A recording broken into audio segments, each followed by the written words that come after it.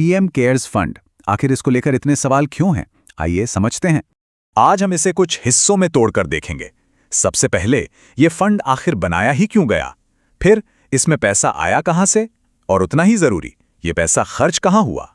इसके बाद हम उस सबसे बड़ी बहस पर आएंगे कि ये सरकारी है या प्राइवेट, और आखिर में देखेंगे कि पारदर्शिता को लेकर जो कानूनी लड़ाई चली, उसका नतीजा क्या निकला। तो चलिए एकदम बेसिक से शुरू करते हैं।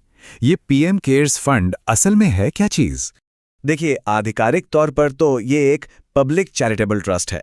मतलब एक ऐसा ट्रस्ट जिसे कोविड-19 जैसी राष्ट्रीय आपदाओं के समय राहत के कामों के लिए बनाया गया था। अब यहां एक दिलचस्प बात सामने आती है।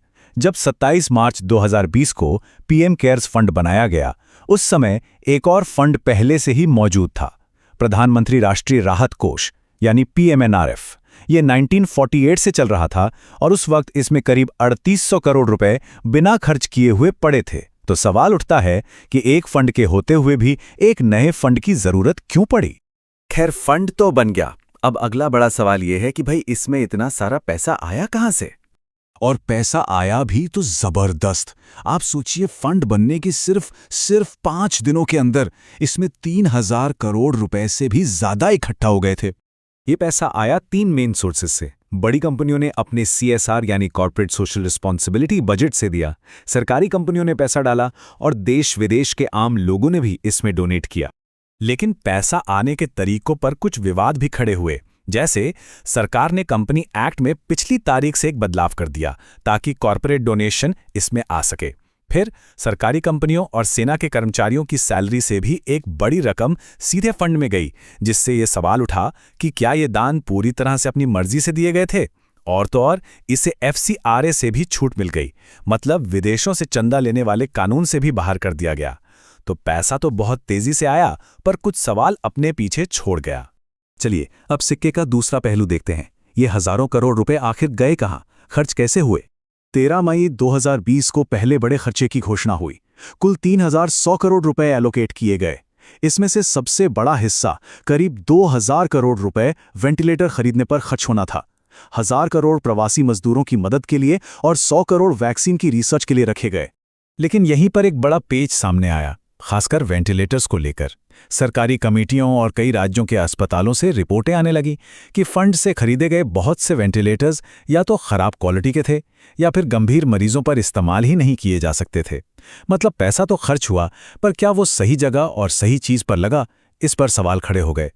और यहीं से इस फंड का सबसे बड़ा कंफ्यूजन या कहें कि विवाद शुरू होता है, इसकी अपनी पहचान को लेकर। मतलब सीधा सवाल ये है कि क्या पीएम केयर्स फंड एक सरकारी संस्था है या फिर ये एक प्राइवेट ट्रस्ट है जिसे बस कुछ सरकारी मंत्री चला रहे हैं?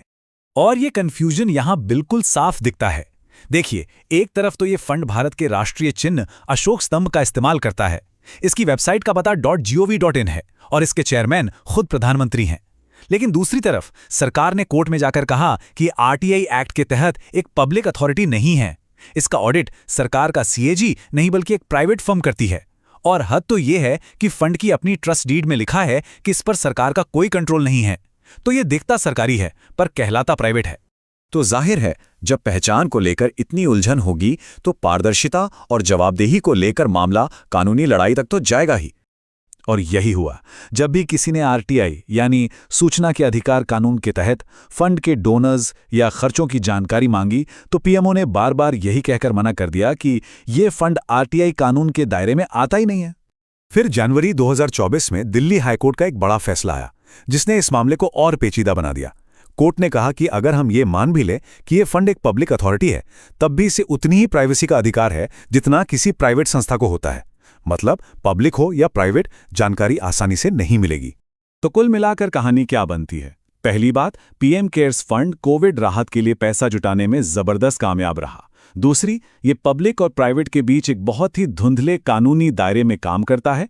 तीसरी, इसके जरिए जो जरूरी सामान खरीदा गया उसकी क्वालिटी पर गंभीर सवाल उठे। और चौथी, कानूनी तौर पर इसे RTI के जरिए सीधी पब्लिक जांच से बचा लिया गया है।